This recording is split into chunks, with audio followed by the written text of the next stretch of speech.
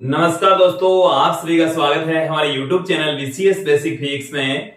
आज की इस वीडियो में हम कक्षा 12 जो एनसीईआरटी की पाठ्य पुस्तक है उसके 7th चैप्टर को स्टार्ट करने जा रहे हैं। 7th चैप्टर है प्रत्यावर्ती धारा, अल्टरनेटिंग करंट।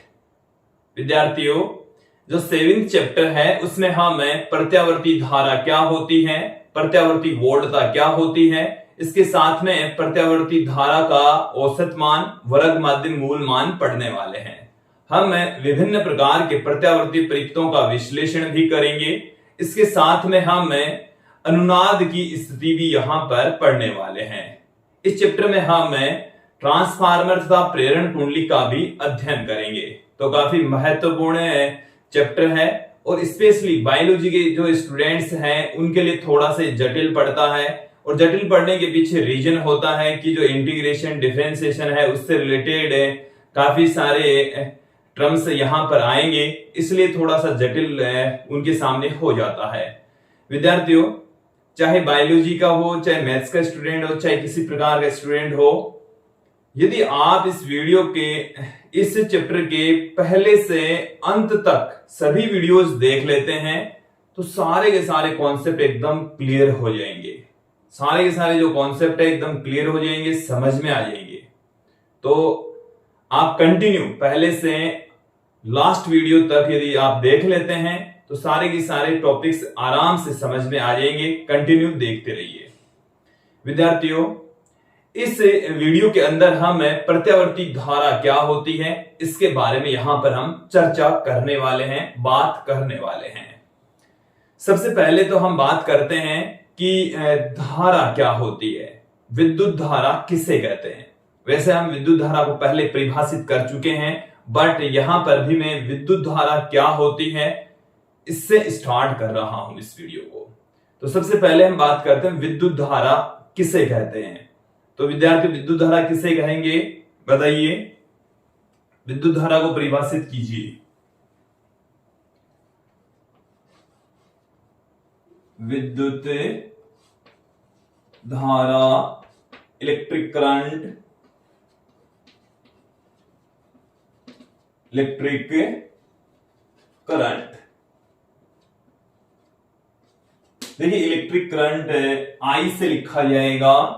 किसे कहा जाता है कि किसी चालक से, हमारे पास में कोई चालक होगा और उसी चालक से आवेश प्रवाह की जो दर होती है उसी को ही हम विद्युत धारा कहते हैं। तो देखिए, विद्युत धारा की डेफिनेशन क्या है, आवेशों के प्रवाह की दर को हम विद्युत धारा कहते हैं।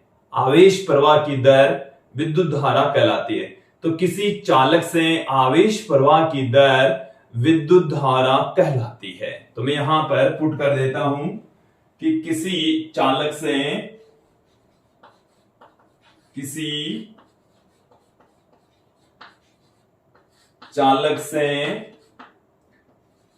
आवेश प्रवाह की दर, आवेश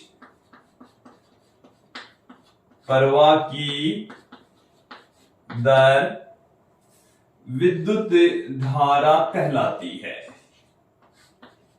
विद्युत धारा कहलाती है। तो देखिए, विद्युत धारा की जो डेफिनेशन है वो क्या हो जाती है, विद्युत धारा जिसे हम आई से पुट करते हैं आवेश बट्टे में समय, इसको हम पुट कर सकते हैं। आवेश बट्टे में समय, इसे हम आवेश को Q से, समय को T से पुट करते हैं। इसे हम इस तरीके से भी लिख सकते हैं, dQ/dt के फॉर्म में भी इसको पुट किया जा सकता है। I एक अदिश राशि है। कैसी राशि है, अदिश राशि है। और हम ये जानते हैं कि धारा का परिमाण और दिशा दोनों होती है, फिर भी एक अदिश राशि होती है क्योंकि ये सदिश नियमों का पालन नहीं करते, इसलिए जो धारा है वो एक अदिश राशि होती है। क्लियर। धारा का जो मात्रक होता है वो एम्पीयर होता है क्योंकि एक मूल भौतिक राशि होती है। ये कैसी राशि है, मूल भौतिक राशि है। तो जो I है एक मूल भौतिक राशि होती है। कैसी राशि है, मूल भौतिक राशि है, और मूल भौतिक राशि है जिसका मात्रक I का मात्रक क्या हो जाएगा, I का मात्रक होता है एम्पियर, I का मात्रक एम्पियर, जिसे हम A से पुट करेंगे। I की जो विमा है उसको हम A1 से लिखते हैं, बड़े ब्रैकेट में लिखा जाएगा। तो यहां तक आप लोगों को समझ में आ जाना चाहिए कि विद्युत धारा क्या होती है, इलेक्ट्रिक करंट क्या होता है। अब हम बात करेंगे कि विद्युत धारा कितनी प्रकार की होती है। तो विद्यार्थियों, विद्युत धारा दो प्रकार की होती है। कितने प्रकार की होगी,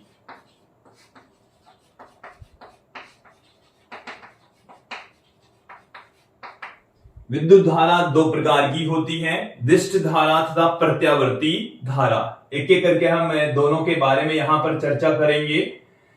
विद्युत धारा के प्रकार दो प्रकार की होती हैं, दो प्रकार हैं। कौन कौन से प्रकार होंगे, दिष्ट धारा,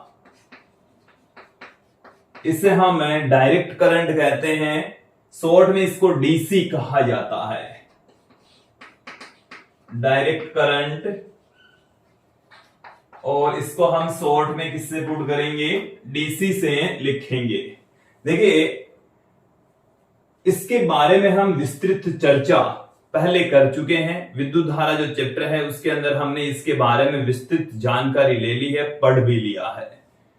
सेकंड जो इसका पार्ट होता है धारा का, वो है प्रत्यावर्ती धारा, और जो प्रत्यावर्ती धारा है इसको हम अल्टरनेटिंग करंट कहते हैं, अल्टरनेटिंग करंट, और इसको हम शॉर्ट में एसी क्या कहेंगे, एसी कहा जाता है। हम एक एक करके दोनों धाराओं को थोड़ा थोड़ा यहां पर परिभाषित करेंगे। सबसे पहले हम बात करते हैं दिष्ट धारा की।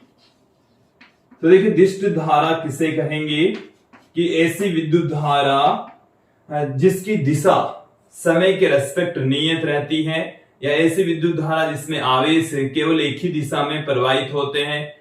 धारा की दिशा यदि एक समान रहती है, धारा की दिशा नहीं बदलती है, तो उस धारा को हम दिष्ट धारा कहेंगे। तो ऐसी विद्युत धारा जिसकी दिशा, ऐसी विद्युत धारा जिसकी दिशा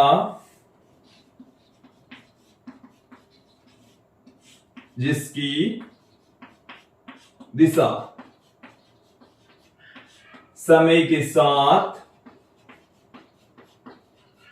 साथ अपरिवर्तित रहे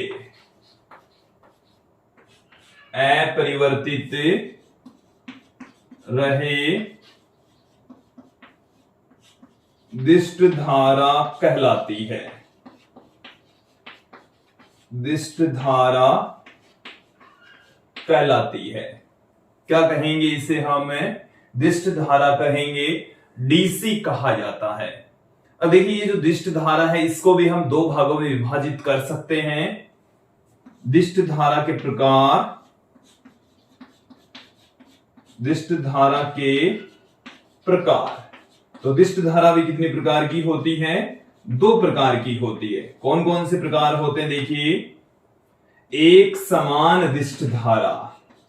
तो एक समान दिष्ट धारा तो हम उसे कहेंगे जिसका मान समय के साथ अपरिवर्तित रहे। तो देखिए, एक समान दिष्ट धारा के लिए यहां पर आप देखिए, ये मैंने एक ग्राफ यहां पर बनाया है। एक तरफ हमने धारा ली है, दूसरी तरफ हमने यहां पर समय दिखाया है। समझना, यदि समय के रेस्पेक्ट धारा की वैल्यू चेंज नहीं हो रही है, धारा का मान नियत रहता है, तो उस धारा को हम एक समान दिष्ट धारा कहेंगे। ऐसी दिष्ट धारा जिसका मान समय के रेस्पेक्ट यदि नियत रहता है, तो उस धारा को हम एक समान दिष्ट धारा कहते हैं, एक समान दिष्ट धारा कहलाती है। यहां तक क्लियर हो जाना चाहिए। अब इसके सेकंड पार्ट की ओर चलते हैं। मैं यहां से इसको थोड़ा सा हटा देता हूं। सेकंड पार्ट है, यहां पर आप लोगों को समझा देते हैं। देखिए, सेकंड पार्ट है असमान दिष्ट धारा, असमान दिष्ट धारा। असमान दिष्ट धारा का मतलब हो गया कि ऐसी दिष्ट धारा जिसका मान समय के रेस्पेक्ट यदि परिवर्तित होता रहता है तो उस दिष्ट धारा को हम असमान दिष्ट धारा कहेंगे। देखिए असमान दिष्ट धारा किस प्रकार की हो सकती है। एक तरफ आप समय लीजिए, ये मैंने एक तरफ तो ले लिया समय, दूसरी तरफ हमने ले ली धारा, और यहां पर आप देखिए इसका मान इस तरीके से चेंज हो रहा है। इट मींस धारा का मान समय के रेस्पेक्ट बदल रहा है। ये जो धारा है वो असमान दिष्ट धारा कहलाती है। क्या कहलाती है? असमान दिष्ट धारा। फिर देखिए हम यहां पर दूसरे तरीके से भी इसको दिखा सकते हैं। मतलब दिष्ट धारा का मतलब होता है जिसकी दिशा एक ही हो, तो यहां पर भी इसकी दिशा सेम रहती है। दिशा दूसरी तरफ होने का मतलब है इसका मान नेगेटिव में होना, तो यहां पर नेगेटिव में नहीं हो रहा। और यदि धारा का मान स्थिर रह जाता है तो वो एक समान दिष्ट धारा हो जाती है। यहां पर धारा की दिशा तो सेम है बट इसकी वैल्यू लगातार इंक्रीज हो रही है, चेंज हो रही है, इसलिए इस दिष्ट धारा को हम असमान दिष्ट धारा कहते हैं। क्लियर? अब देखिए यहां पर मैं कुछ इस तरीके से धारा दिखा रहा हूं।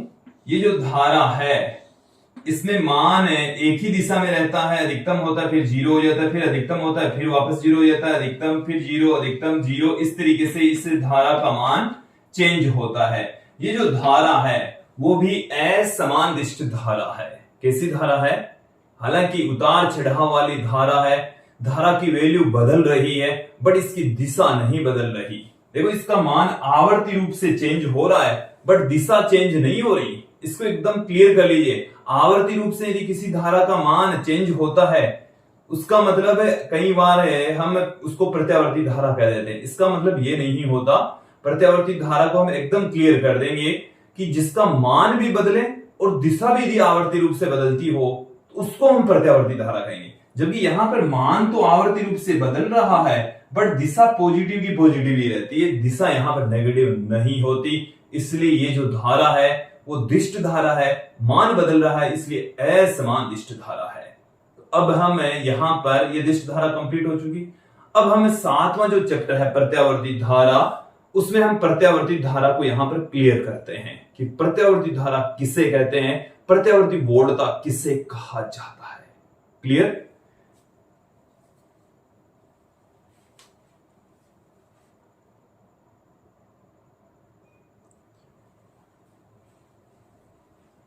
प्रत्यावर्ती धारा को परिभाषित करते हैं ऐसी विद्युत धारा जिसका मान व दिशा समय के साथ आवर्ती रूप से परिवर्तित हो, आवर्ती रूप से यदि बदलता हो तो उस धारा को हम प्रत्यावर्ती धारा कहेंगे। क्या कहा जाएगा? प्रत्यावर्ती धारा कहा जाएगा। तो मैं यहां पर इसकी डेफिनेशन पुट कर देता हूं, एक बार फिर से सुन लीजिए कि ऐसी विद्युत धारा जिसका मान व दिशा समय के साथ में आवर्ती रूप से यदि बदलता हो तो उस धारा को हम प्रत्यावर्ती धारा कहेंगे, अल्टरनेटिंग करंट कहा जाएगा। देखिए क्या है इसकी डेफिनेशन है। ऐसी विद्युत धारा, ऐसी विद्युत धारा जिसका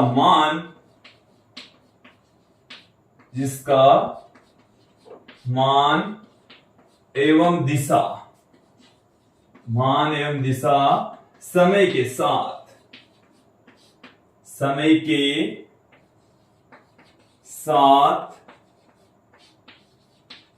आवर्ती रूप से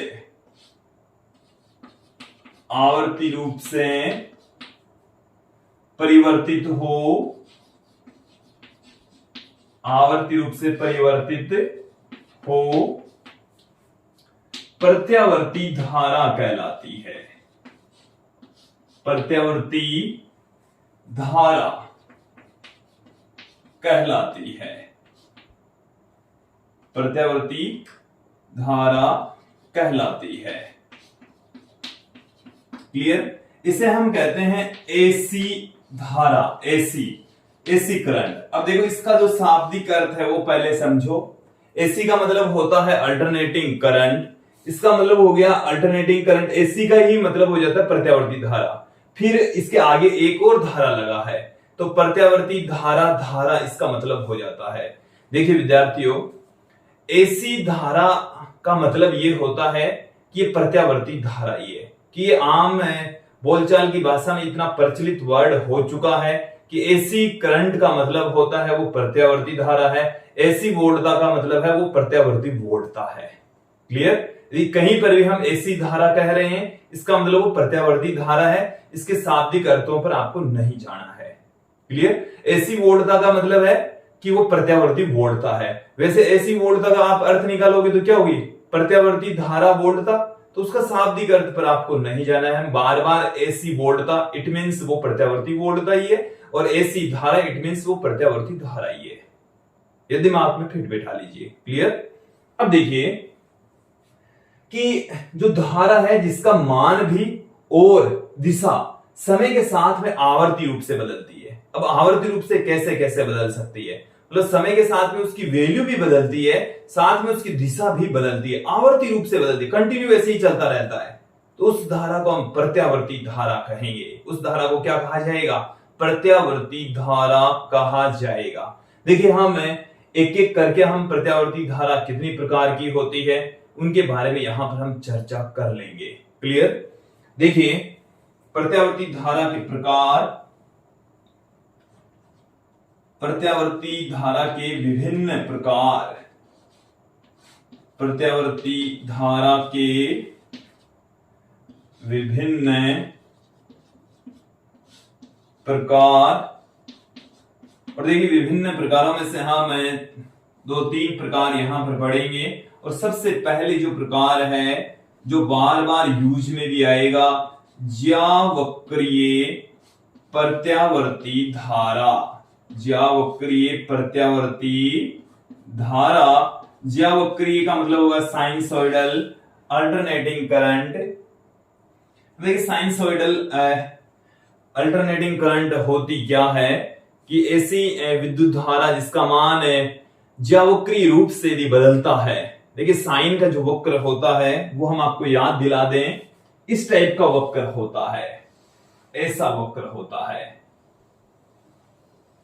इस टाइप का वक्र होता है।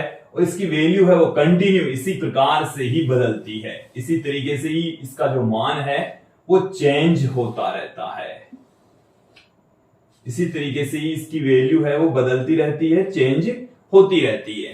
अभी हम आपको और बेटर तरीके से समझा देते हैं। विद्यार्थियों आपने जो 6th चैप्टर है उसका लास्ट जो टॉपिक है प्रत्यावर्ती धारा पढ़ लिया होगा। उसे प्रत्यावर्ती धारा जनित्र, और उस जनित्र की सहायता से हम प्रत्यावर्ती धारा प्राप्त करते हैं। प्रत्यावर्ती वोल्टता उसकी सहायता से प्राप्त की जाती है। हम देखिए क्या जानते हैं प्रत्यावर्ती वोल्टता। प्रत्यावर्ती धारा जनित्र से, प्रत्यावर्ती धारा जनित्र से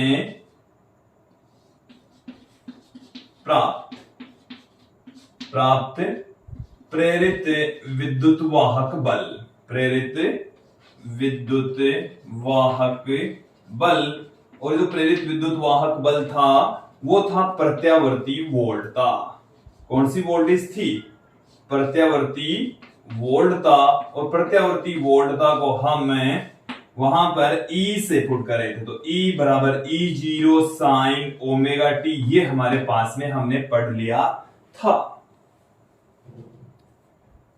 अब देखिए जहां जो E0 है इसको हम शिखर वोल्टता कह रहे हैं, NBA ओमेगा के बराबर होता है, NBA ओमेगा के तुल्य इसकी वैल्यू होती है।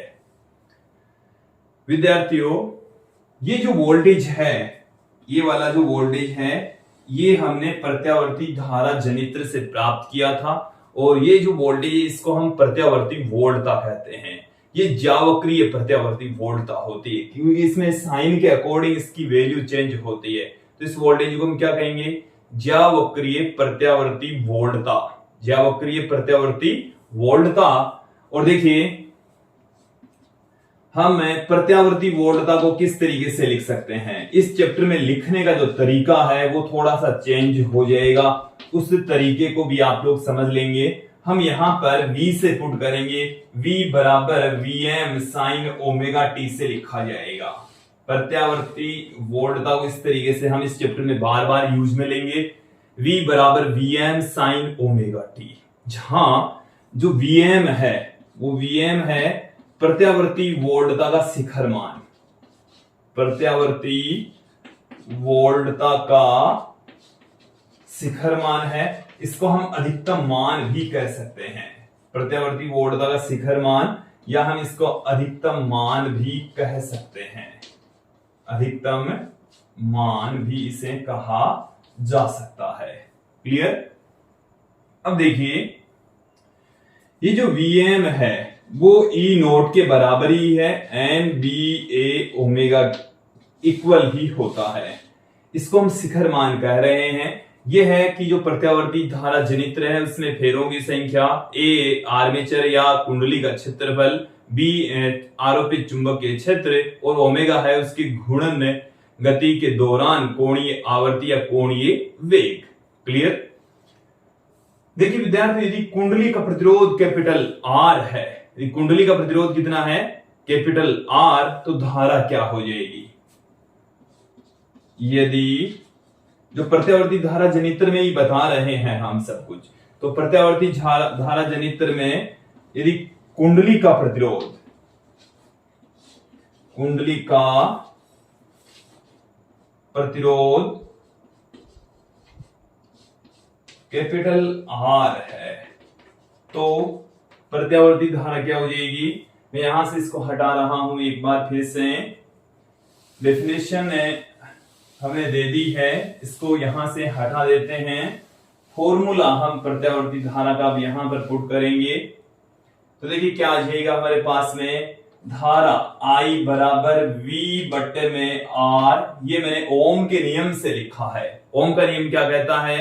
V बराबर IR होता है, तो I बराबर V बट्टे में R हो जाएगा। तो यहां पर V की वैल्यू उधर से उठाकर पुट कर दीजिए। V बराबर है Vm sine omega T, Vm बट्टे में R, और Vm बट्टे में R को हम पुट कर देंगे Im से। किससे पुट कर दें हम इसको? Im से लिख देते हैं, पुट कर देते हैं।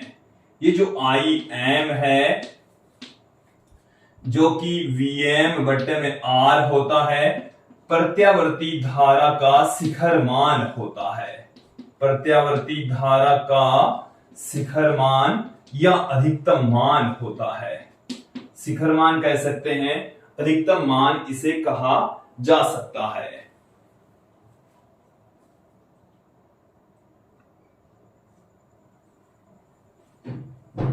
विद्यार्थियों, हम प्रत्यावर्ती वोल्टता का फॉर्मूला V बराबर Vm साइन ओमेगा टी देख चुके हैं, धारा I बराबर Im साइन ओमेगा टी देख चुके हैं। जहां Vm है इस प्रत्यावर्ती वोल्टता का अधिकतम या शिखर मान होता है, और Im में प्रत्यावर्ती धारा का शिखर मान होता है। इससे ओमेगा टी को हम कहते हैं कला कोण। ओमेगा टी क्या है? जहां पर कला कोण कहलाता है, इसे हम कला कोण कहेंगे, जो किसी क्षण विशेष पर वोल्टेज या धारा के मान को बताएगा। जो वोल्टता और धारा है उसकी स्थिति को बताने के लिए कला कोण का प्रयोग करते हैं। ये जो ओमेगा है यह है इसकी कोणीय आवर्ती, कोणीय आवर्ती इसे हम कहेंगे, और ओमेगा बराबर होता है 2 पाई f, जहां जो f है वो है रेखीय आवर्ती, और ये अलग अलग देशों में इस f की वैल्यू है वो अलग अलग होती है। भारत में इस f का मान 50 हर्ट्ज होता है, और अमेरिका में इस f की जो वैल्यू है वो 60 हर्ट्ज होती है। अमेरिका में इसका मान कितना होता है? 60 हर्ट्ज के तुल्य होता है। भारत में जो प्रत्यावर्ती धारा वोल्टता उसकी आवृत्ति 50 हर्ट्ज, अमेरिका में जो प्रत्यावर्ती वोल्टता धारा है उसकी आवृत्ति 60 हर्ट्ज होती है। क्लियर? अब देखिए यहां पर हम t समय और धारा के मध्य ग्राफ खींचने वाले हैं। तो देखिए यहां पर ये जो ओमेगा है इसको इस तरीके से भी लिख सकते हैं, ओमेगा बराबर हम 2 पाई अपॉन टी भी पुट कर सकते हैं। ये जो टी है इसे हम आवर्तकाल कहते हैं। टी क्या है? आवर्तकाल कहलाता है। और आवर्तकाल क्या होता है? आवर्तकाल होता है पूरा एक चक्कर लगाने में लगा समय, और आवर्तीय प्रति सेकंड चक्रों की संख्या। तो एक सेकंड में भारत में 50 चक्कर, अमेरिका में 60 चक्कर लगते हैं, और एक चक्कर में लगा जो समय है उसको हम कैपिटल टी से आवर्तकाल से पुट कर रहे हैं। क्लियर? ओमेगा बराबर ये वाला फॉर्मूला होता है। इसका प्रयोग करते हुए ही हम स्मॉल टी और आई के मध्य वक्र खींचेंगे, ग्राफ यहां पर खींचने वाले हैं। मैं यहां पर एक टेबल आप लोगों के सामने रख रहा हूं, और ये जो टेबल है वो आपने लास्ट चैप्टर में भी पढ़ ली थी। स्मॉल टी, फिर हम बात करेंगे ओमेगा टी की, फिर हम साइन ओमेगा टी की बात करेंगे, और अंत में हम बात करेंगे आई बराबर I am sine omega T की। सबसे पहले देखिए स्मॉल टी का मान 0, स्मॉल टी का मान टी बाई 4, स्मॉल टी का मान टी बाई 2, स्मॉल टी बराबर 3t बाई 4, स्मॉल टी बराबर कैपिटल टी। ये हम वैल्यूज लेकर चलेंगे, ये हम मान लेकर चलने वाले हैं। तो इन मानों के संगत हमें धारा कितनी प्राप्त होती है वो यहां पर हम देख लेते हैं। तो ओमेगा टी, ओमेगा बराबर होता है 2 पाई अपॉन टी। तो ओमेगा टी कितना हो जाएगा? देखिए 2 pi upon T, small T का मान हमारे पास में जब 0, तो ओमेगा टी आ गया 0। ओमेगा टी कितना आ गया? 0। और जब यहां पर टी बाई 4 पुट करेंगे, स्मॉल टी का मान कितना? टी बाई 4, तो टी से टी कैंसिल हो गया, 2 से 2 कैंसिल हो गया, पाई बाई 2 आ गया, पाई बाई 2 आ गया। और जब इसका मान pi T by 2, small T का मान कितना है? टी बाई 2, तो टी से टी कैंसिल हो गया, 2 से 2 कैंसिल हो गया, ओमेगा टी का मान आ गया पाई। कितना आ गया मान? पाई आ चुका है। फिर यदि इसकी वैल्यू आप 3t बाई 4 पुट करते तो टी से टी कैंसिल हो गया, 2 से 1 2 कैंसिल हो गया, 3/2 पाई हमारे पास में आ जाएगा। और जब t पुट करेंगे तो t से t कैंसिल हो जाएगा, 2 पाई मान प्राप्त हो जाएगा। ये वाली वैल्यूज प्राप्त होगी। अब देखिए विद्यार्थियों, चाहे बायोलॉजी के विद्यार्थी हो चाहे मैथ के विद्यार्थी हो, ये मान आप लोगों को ध्यान में रखने। साइन 0 का मान कितना होता है? 0। साइन 0 का मान कितना? 0। साइन 90, पाई बाई 2 का मतलब कितना है? 90 डिग्री, और पाई का मतलब है 180 डिग्री, और 3 पाई बाई 2 का मतलब है 270 डिग्री, और 2 पाई का मतलब है 360 डिग्री। तो 90 डिग्री का मान होता है 1, 180 डिग्री पर फिर से 0, 270 डिग्री पर -1, और 360 डिग्री पर फिर से साइन 270 डिग्री का मान -1, 360 डिग्री का मान 0 होता है। तो यहां पर इसकी वैल्यू क्या आ जाएगी? इसका मान 0, तब आई बराबर हमारे पास में आ गया 0। जब साइन ओमेगा टी का मान 1, तो आई बराबर आ गया है I am. Sine omega T का मान 0, तो फिर से आई का मान भी 0 आ गया। फिर साइन ओमेगा टी का मान -1, तो इसका मान आ गया माइनस में आई एम, और 360 पर फिर से इसकी वैल्यू कितनी प्राप्त हो जाएगी? 0। मैंने यहां पर इस साइन ओमेगा टी के ये जो मान है यहां पर पुट कर दिए, तो हमारे पास में आई का मान आ चुका है। अब मैं यहां पर आप लोगों के सामने एक ग्राफ पुट कर रहा हूं। ये मैं एक ग्राफ लेकर चल रहा हूं। एक तरफ हमने ले लिया है समय, दूसरी तरफ हम लेंगे धारा आई। क्लियर? तो देखिए जब समय का मान 0 होता है, 0, हम इसको अलग अलग पार्ट्स में तोड़ लेंगे। t by 4, t by 2, 3t by 4 और t। ग्राफ देखिए, यहां से एक तरफ हम समय लेकर चलेंगे 0, t by 4, t by 2, 3t by 4 और t, तब उसके संगत जो धारा के मान है वो 0, im 0, -im और 0 प्राप्त होते हैं। तो 0 पर इसकी वैल्यू है 0, t बाई 4 के संगत इसका मान है, धारा का मान है im, ये है इसके संगत जो मान है वो है im। कितना मान है? im इसकी वैल्यू है। फिर t बाई 2 पर फिर से 0, t बाई 2 पर इसका मान फिर से 0 है। फिर 3t/4 इसका मान है माइनस में Im, तो ये है 3t/4 और इसकी वैल्यू है माइनस में Im, तो ये माइनस में चला गया, नीचे की ओर ले लिया, ऊपर की ओर प्लस में, नीचे की ओर माइनस में, तो ऊपर की ओर प्लस में है और नीचे की ओर इसकी जो वैल्यू है यहां पर इसके संगत वो है माइनस में Im, माइनस में Im। फिर t पर इसका मान फिर से 0 प्राप्त हो जाता है। अब इन डॉट्स को आप मिला दीजिए, तो मिलाएंगे तो पाएंगे कि इस तरीके से इनका जो मान है वो प्राप्त होता है। तो विद्यार्थियों, यदि हम समय और धारा के मध्य ग्राफ खींचें तो इस तरीके का ग्राफ प्राप्त होता है। ये वाला मान धनात्मक और ये वाला मान है ऋणात्मक, और ये जो वक्र है वो एक चक्कर के लिए है, एक आवर्तकाल के लिए है। यदि आप इसी तरीके से दूसरा आवर्तकाल लेंगे तो इसी तरीके से ये ग्राफ चलता चला जाएगा, सेम ये चक्कर चलते रहेंगे। और भारत में एक सेकंड में ऐसे 50 चक्कर हो जाते हैं। ये यहां से लेकर यहां तक एक चक्कर हुआ, भारत में एक सेकंड में 50 चक्कर हो जाएंगे। क्लियर? क्योंकि भारत में प्रत्यावर्ती धारा की जो आवृत्ति है वो 50 हर्ट्ज है। कितनी है? 50 हर्ट्ज के तुल्य होती है। तो विद्यार्थी ये थी ज्यावक्रीय प्रत्यावर्ती धारा, ज्यावक्रीय प्रत्यावर्ती धारा। क्लियर?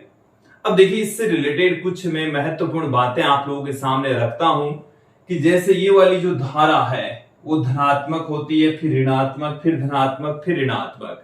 तो जो हमारे घरों में जो धारा आती है वो है प्रत्यावर्ती धारा। घरेलू परिपथ में जो बहने वाली धारा होती है वो प्रत्यावर्ती धारा ही होती है। तो इस घरेलू परिपथ से हम जो यूज में लेते हैं विद्युत उपकरण है, वो मोस्टली जो उपकरण है वो डीसी करंट पर काम करते हैं। कई ऐसे भी उपकरण होते हैं जैसे पंखा है, वो अल्टरनेटिंग करंट से चल जाता है, एसी धारा से चलता है, बल्ब एसी से चल रहा है। बट कुछ ऐसे उपकरण भी होते हैं जो डीसी पर काम करते हैं, या तो उस उपकरण के अंदर ही प्रत्यावर्ती धारा को दिष्ट धारा में कन्वर्ट करके यूज में ले लिया जाता है। क्लियर? अब देखो विद्यार्थियों, समझो इस बात को कि जैसे मैं बल्ब की ही बात करूं तो बल्ब के अंदर से बहने वाली जो धारा होती है वो धनात्मक, ऋणात्मक, धनात्मक, ऋणात्मक इस तरीके से होती है। तो कई बार हमारे माइंड में ऐसे आता है कि बल्ब जल रहा है, बुझ रहा है, जल रहा है, बुझ रहा है, इस तरीके से चलेगा। विद्यार्थी, ये बात बिल्कुल सही है कि बल्ब जलता है, बुझता है, जलता है, बुझता है।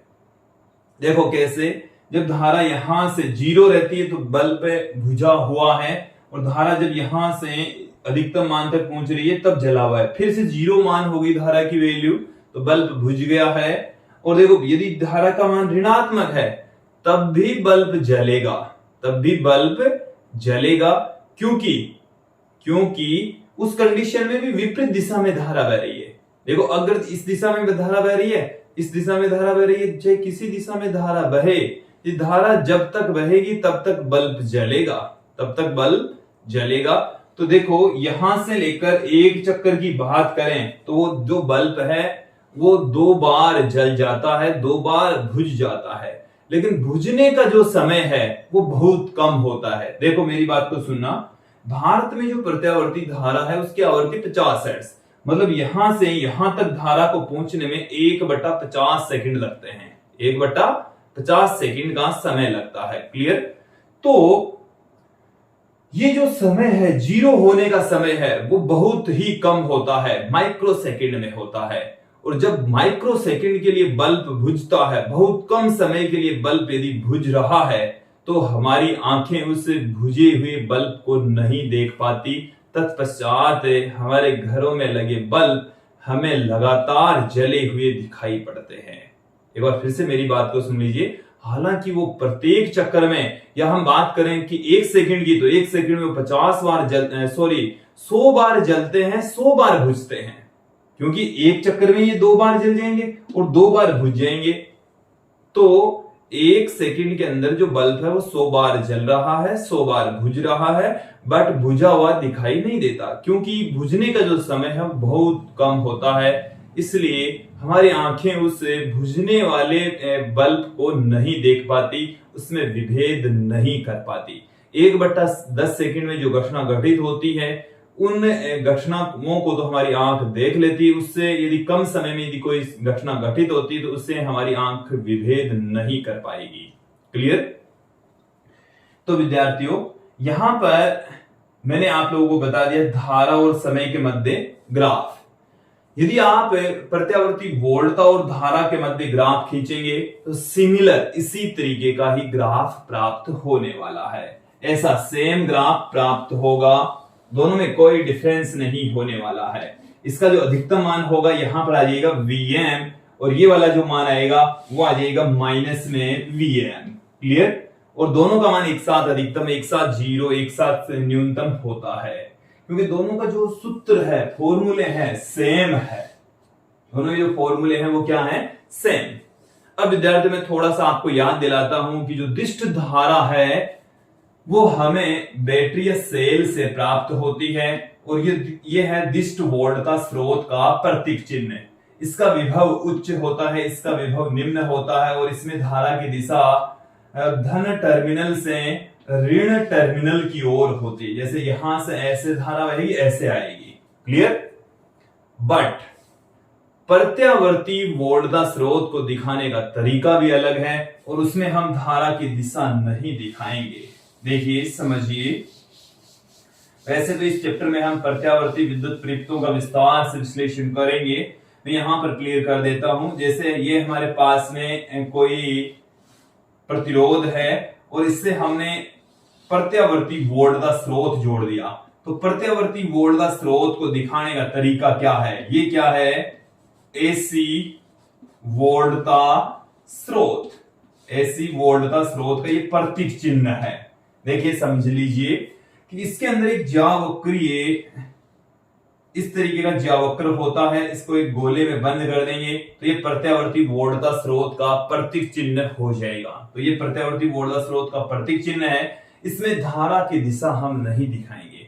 यदि धारा की दिशा प्रत्यावर्ती वोल्टता परिपथ में दिखा दी तो वो गलत है, और दिष्ट धारा के साथ में यदि प्रत्यावर्ती धारा की दिशा नहीं दिखाई तो गलत है। यहां पर धारा की दिशा दिखाना जरूरी, और यहां पर धारा की दिशा दिखाना जरूरी नहीं है, दिखाते ही गलत हो जाएगा।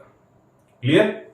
तो ये था ज्यावक्रीय प्रत्यावर्ती धारा, ज्यावक्रीय प्रत्यावर्ती धारा के बारे में संपूर्ण जानकारी। अब हम प्रत्यावर्ती धारा के दो अन्य प्रकार भी देखेंगे जो हमारे यूज में नहीं आने वाले। ये जो ज्यावक्रीय प्रत्यावर्ती धारा है वो ही यहां पर इस पूरे चैप्टर में बार बार यूज में आएगा, अंत तक यही चलने वाला है। और आगे जहां आप उच्चतर अध्ययन के लिए जाएंगे, पढ़ेंगे फिजिक्स से, तो यही ज्यावक्रीय प्रत्यावर्ती धारा ही आने वाली है। देखिए, प्रत्यावर्ती धारा का एक अन्य हम प्रकार यहां पर देख रहे हैं, वर्गाकार प्रत्यावर्ती धारा। वर्गाकार प्रत्यावर्ती धारा, वर्गाकार प्रत्यावर्ती धारा कौन सी होगी? देखिए, इस तरीके से हम दिखा रहे हैं। ये जो हम धारा दिखा रहे हैं ये है वर्गाकार प्रत्यावर्ती धारा। वर्गाकार प्रत्यावर्ती धारा ये हमने यहां पर आप लोगों को दिखाई है। एक तरफ हमने ली है धारा, दूसरी तरफ हमने लिया है समय। यहां पर आप देखेंगे कि धारा का मान धनात्मक, ऋणात्मक, धनात्मक, ऋणात्मक इस तरीके से कंटिन्यू चलता है, इसलिए एक प्रत्यावर्ती धारा है। इसमें जो धारा की बनावट है वो एक वर्ग के रूप में, देखो यहां पर एक वर्ग का निर्माण हो रहा है, यहां पर फिर से एक वर्ग का निर्माण हो रहा है, इसलिए इसको वर्गाकार प्रत्यावर्ती धारा हमने कहा है। इस प्रत्यावर्ती धारा का धनात्मक दिशा में जो अधिकतम मान है वो है प्लस में Im, और ऋणात्मक दिशा में इसका जो अधिकतम मान है वो है माइनस में Im। क्लियर? तो प्लस Im और माइनस Im है, इसके दो ही मान होते हैं। देखिए, यहां पर ये जो समय है वो 0, ये T/2, और यहां पर एक चक्कर हो गया T। तो जब समय स्मॉल t का मान 0 से लेकर T/2 तक रहता है, 0 से लेकर T/2 2 तक रहता है तो I का मान रहता है प्लस में Im। 0 से लेकर t/2 तक इसका मान रहेगा प्लस में Im। और जब समय का मान t/2 से लेकर t तक रहता है तो I का मान रहता है माइनस में Im। ये रहा माइनस में Im। t/2 से लेकर t तक इसका मान कितना रहेगा? माइनस में Im रहेगा। तो ये है ज्यावक्रीय प्रत्यावर्ती धारा और इसका मान है, दो ही मान होंगे, प्लस Im और माइनस Im। पहले आधे चक्कर में प्लस Im, दूसरे आधे चक्कर में माइनस Im होता है। क्लियर? मैं एक अन्य प्रत्यावर्ती धारा की यहां पर बात करता हूं, त्रिभुजाकार प्रत्यावर्ती धारा। त्रिभुजाकार प्रत्यावर्ती धारा, त्रिभुजाकार नाम से ही स्पष्ट है कि अब की बार जो प्रत्यावर्ती धारा होगी वो त्रिभुजाकार होगी। कैसी होगी?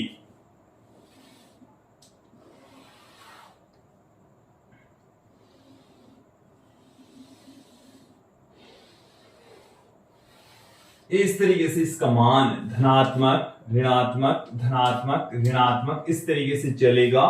इधर हम ले रहे हैं धारा, इधर हम ले रहे हैं समय। ये 0, ये समय है t/2 और ये एक चक्कर हो गया t।